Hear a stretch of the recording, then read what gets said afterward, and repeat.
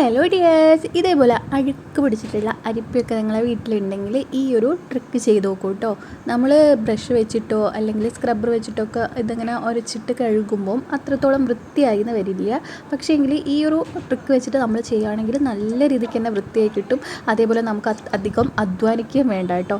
അപ്പോൾ ഞാനിവിടെ 2 അരിപ്പ് എടുത്തിട്ടുണ്ട്. ഇത് ഒത്തിരി പഴയതാണ് കേട്ടോ, അതങ്ങനെ യൂസ് ചെയ്യാറില്ല. അതേപോലെ തന്നെ നമ്മുടെ ഗ്രേറ്ററും എടുത്തിട്ടുണ്ട്. അതിൻ്റെ മുകളിൽ നമ്മൾ ബീട്രൂട്ട് ക്യാരറ്റൊക്കെ ആക്കുമ്പോൾ അതിൻ്റെ ഈ ഒരു കറിയൊക്കെ പിടിച്ചുകൊണ്ടിരിക്കുമല്ലോ. അപ്പോൾ അതൊക്കെ ഈ ഒരു രീതിയിൽ നമുക്ക് വൃത്തിയാക്കി എടുക്കാം കേട്ടോ.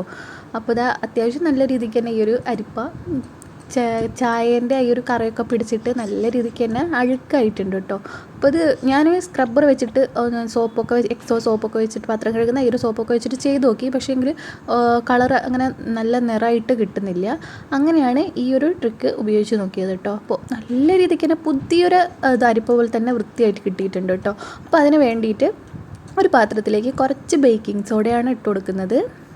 ഒരു സ്പൂൺ 1.5 സ്പൂണോളം വേണ്ടി വരും. പിന്നെ വേണ്ടത് നമ്മളെ വിനീഗറാണ്. നമ്മൾ അച്ചാറൊക്കെ ഇടുന്ന സുർക്കയുണ്ടല്ലോ, അതൊരു മൂടി, അതിൻ്റെ ഒരു 3-4 മൂടി അളവിൽ വേണം കേട്ടോ. ഞാൻ പ്രത്യേകിച്ച് അളവൊന്നും എടുത്തിട്ടില്ല.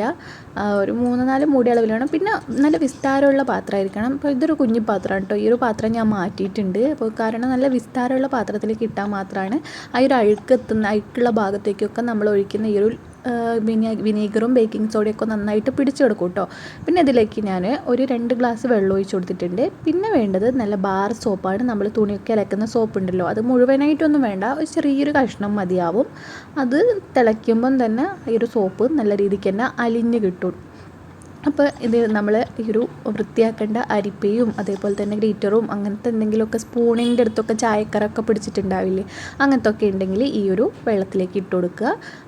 അപ്പോൾ ഞാൻ ഇവിടെ പാത്രം മാറ്റിയിട്ടുണ്ട് കേട്ടോ. കുറച്ച് വിസ്താരമുള്ളൊരു പാത്രം എടുത്തിട്ടുണ്ട്. എന്നാൽ മാത്രമാണ് എല്ലാ സൈഡിലും ഈ ഒരു വെള്ളം, നമ്മുടെ ബേക്കിംഗ് സോഡേൻ്റെയും വിനീഗറിൻ്റെയും ഒക്കെ ഒരു വെള്ളം എത്തത്തുള്ളൂ. അതിനുശേഷം അത് സ്റ്റൗവിലേക്ക് വെച്ച് കൊടുത്തിട്ടുണ്ട്. ഇത് അത്യാവശ്യം നല്ല രീതിക്കൊന്ന് തിളയ്ക്കണം. നമ്മൾ ലോ ഫ്ലെയിമിലിട്ട് തിളപ്പിച്ചാൽ മതി, ഇല്ലെങ്കിൽ ഇത് പതഞ്ഞ് പൊങ്ങി തറയൊക്കെ നല്ലതായിട്ട് വൃത്തിയിടവും ഗ്യാസിൻ്റെ മുകളിലേക്കൊക്കെ തിളച്ച് മറിയും കേട്ടോ. അപ്പോൾ ലോ ഫ്ലെയിമിലിട്ടിട്ട് നല്ലോണം ഒന്ന് തിളപ്പിച്ചാൽ മതി. അതിനുശേഷം ഇത് നമുക്ക് ഇറക്കി വെക്കുക. എന്നിട്ട് ഇത് നന്നായിട്ടൊന്ന് ചൂടൊക്കെ ആറിയ ശേഷം ഒരു ബ്രഷ് ഉപയോഗിച്ചിട്ട് ജസ്റ്റ് ഒന്നിങ്ങനെ ഉരച്ചു കൊടുത്താൽ മതി. അപ്പം തന്നെ ഇത് നന്നായിട്ട് വെളുത്ത് കിട്ടും. നമ്മൾ അധികമായിട്ട് ശക്തി എടുത്തിട്ടൊന്നും ചെയ്യേണ്ട കാര്യമില്ല. ജസ്റ്റ് ഒന്നിങ്ങനെ ഉരച്ചു കൊടുത്താൽ മതി കേട്ടോ. അപ്പോൾ ഞാനിവിടെ ഉരയ്ക്കുമ്പോൾ തന്നെ അതിൻ്റെ മുകളിലുള്ള ഈ ചായക്കറ ഉണ്ടല്ലോ, ഇങ്ങനെ എന്താ പറയുക, പൊടിഞ്ഞ് ഇങ്ങനെ വരുന്നുണ്ട്. അപ്പം ഇങ്ങനത്തെ ഒക്കെ അരിപ്പയും അങ്ങനത്തെ സ്പൂണ് ചായക്കറി ഇങ്ങനെ നല്ല രീതിക്ക് കറിയൊക്കെ പിടിച്ചിട്ടുള്ളതൊക്കെ ഉണ്ടെങ്കിൽ ഇതേപോലെ ഒന്ന് ചെയ്ത് നോക്കിയാൽ മതി കേട്ടോ. ബേക്കിംഗ് സോഡേൻ്റെയും വിനീഗറിൻ്റെയും അതേപോലെ തന്നെ നമ്മുടെ ബാർ സോപ്പിൻ്റെയും ഈ ഒരു വെള്ളത്തിലേക്ക് ഇട്ട ശേഷം ഒന്ന് തിളപ്പിച്ചാൽ മതി കേട്ടോ.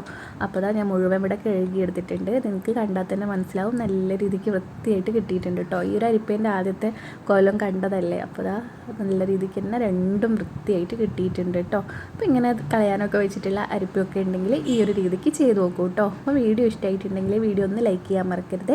പുതിയൊരു വീഡിയോ ആയിട്ട് വരുന്നവരെ താങ്ക് യു.